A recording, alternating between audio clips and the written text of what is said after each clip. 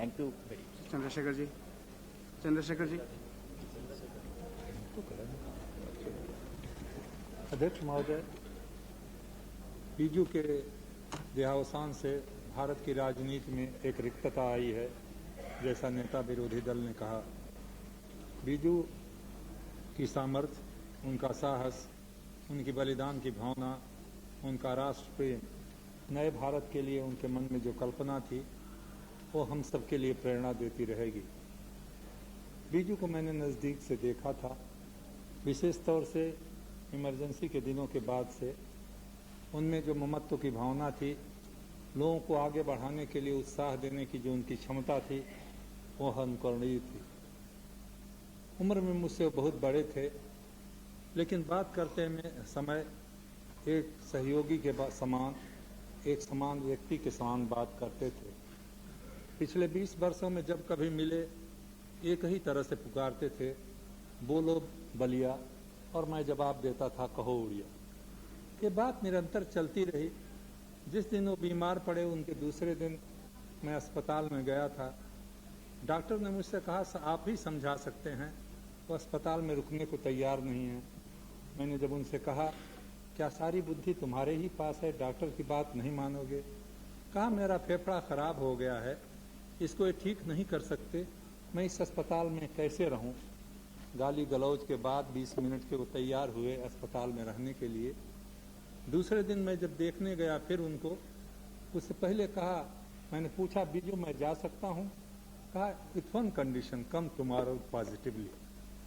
दूसरे दिन गया, उसी समय उनको दौरा पड़ा और वो चले गए। फिर डॉक्टरों ने मुझसे कहा कि अब आइएगा मत जब तक हम लोग कहें नहीं।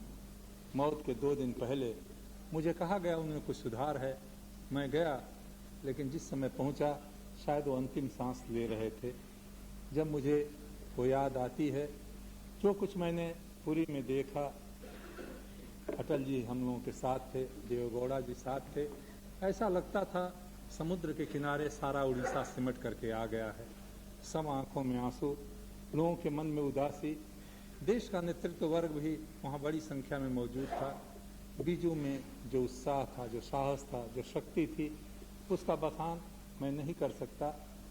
अभी अटल जी ने, दूसरे लोगों ने उस बात को कहा है।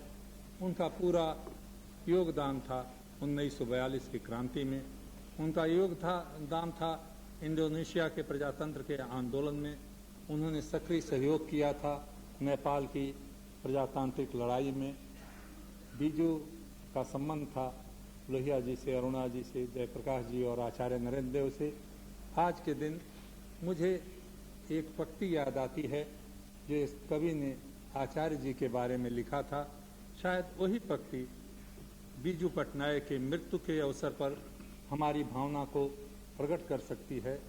जिलाए रहते तुम्हें बस कहाँ हमारा है, यहीं तो आज से अब तक मनुष्य हारा है, सिवाय मौत के कोई तुझे झुका न सका, तेरा मरना भी बस जीने का एक सहारा है। बीजू के लिए यही मेरी श्रद्धांजलि है। हज में जो लोग मरे, उनके लिए हमारे मन में वेदना है। गए थे पुणे कमाने, मृत्यु के गोद में चले गए।